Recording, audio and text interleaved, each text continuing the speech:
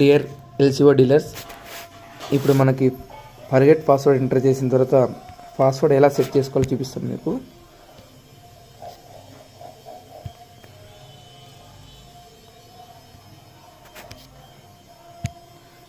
First మన ID enter చేయండి. ఇక్కడ టాప్ బాటంలో 0994018.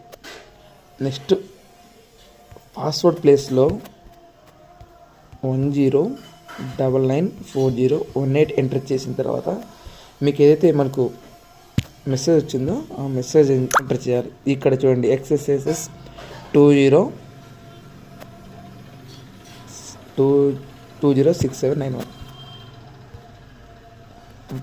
ఓకే.